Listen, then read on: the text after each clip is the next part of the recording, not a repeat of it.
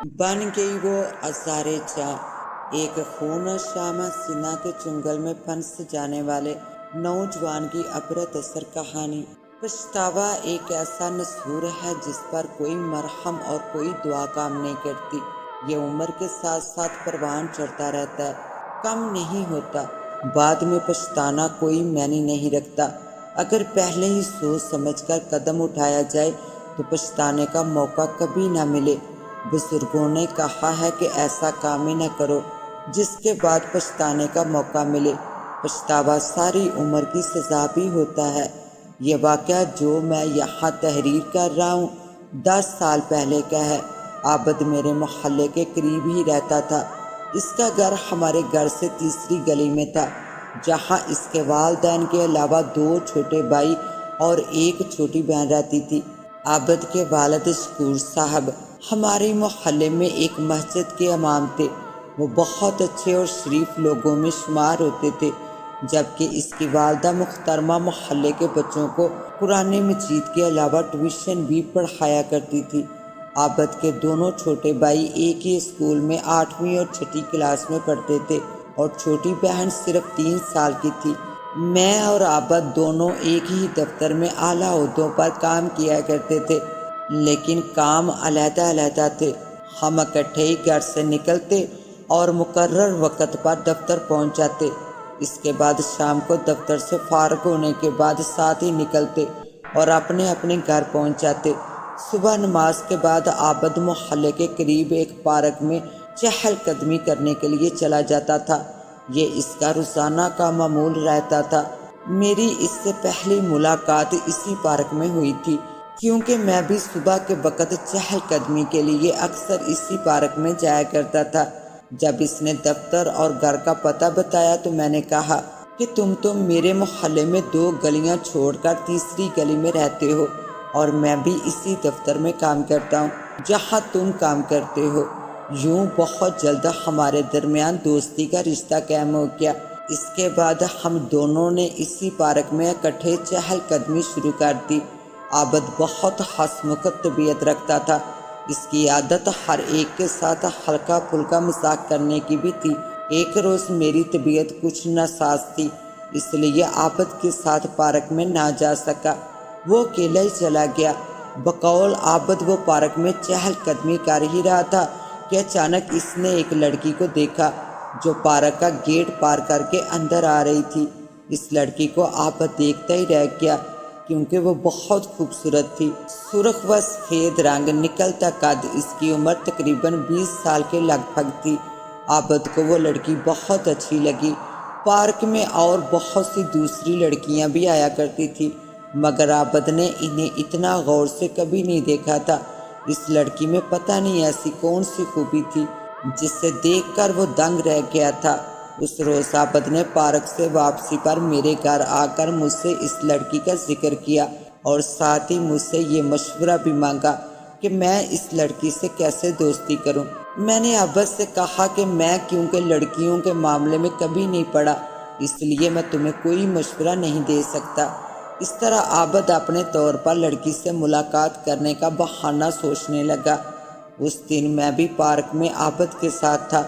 چہل قدمی کرتے ہوئے اچانک ہی اس نے مجھے کہا کہ معظم، چہل قدمی کرنے کے بعد تم گھر چلے جانا، میں تھوڑی دیر کے بعد واپس آؤں گا۔ یہ کہہ کر وہ آگے بڑھ گیا اور میں کچھ دیر کے بعد گھر واپس آ گیا۔ ادھر پارک میں عابد اس لڑکی کے پیچھے آہستہ آہستہ چہل قدمی کر رہا تھا کہ اچانک لڑکی کا رخ پارک میں اس ویران جگہ کی طرف ہو گیا تھا جہاں صرف جھاڑیاں موجود تھی۔ اسے وہاں جاتا دیکھ کر عابد نے بھی اپنا رخ اس جانب کر لیا تھا۔ وہ لڑکی وہاں جھاڑیوں کے پاس پڑے ایک بڑے سے پتھر پر جا کر بیٹھ گئی۔ عابد نے بہت ہمت کر کے لڑکی کو السلام علیکم کہا تھا، مگر اس نے اس کا کوئی جواب نہیں دیا تھا۔ وہ مسلسل اپنے ہی دھیان میں بیٹھی ہوئی تھی۔ عابد نے اسے اپنی طرف متوجہ کرنے کی بہت کوشش کی، مگر اس لڑکی کی طرف سے کوئی جواب نہیں ملا۔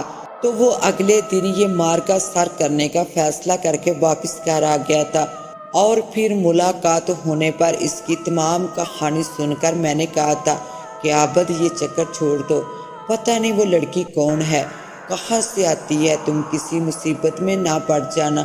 مگر اس نے میری بات پر کوئی دھیان نہیں دیا تھا۔ ان دنوں میری طبیعت اچانک خراب ہو گئی۔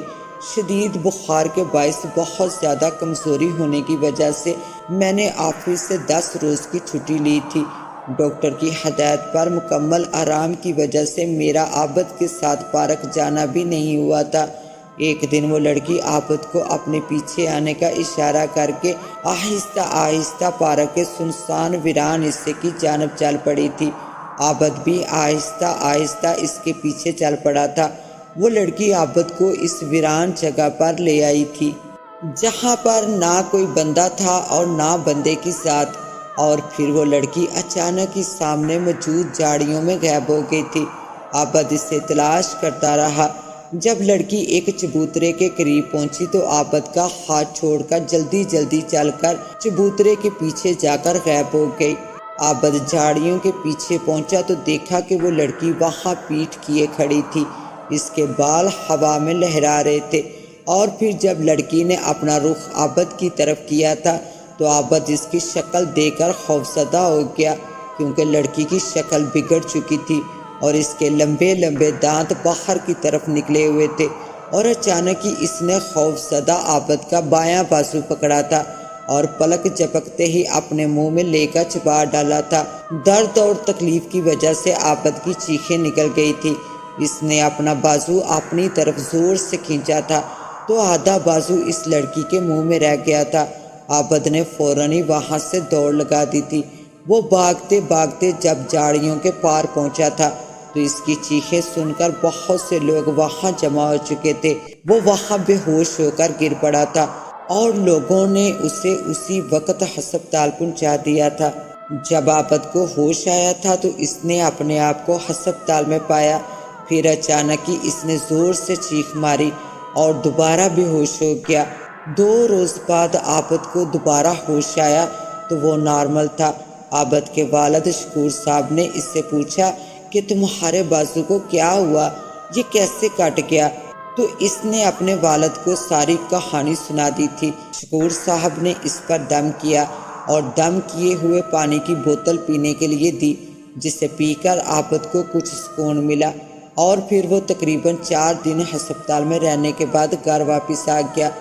جب میں عابد سے ملا تو اس نے یہ سارا واقعہ سنانے کے بعد مجھ سے کہا تھا کہ یار معظم، کاش میں تمہارا کہا مان لیتا، میں اس لڑکی کا پیچھا نہ کرتا۔ اب میں ساری عمر یہ کٹا ہوا بازو دیکھ کر پچھتاتا رہوں گا۔ میں نے جواباً کہا تھا کہ اللہ تعالیٰ کا شکر ادا کرو کہ تمہاری جان بچ گئی ہے۔ عابد آج تک پچھتا رہا ہے اور میں اسے تسلی دیتا ہوں، جس سے اس سے کچھ حوصلہ مل جاتا ہے۔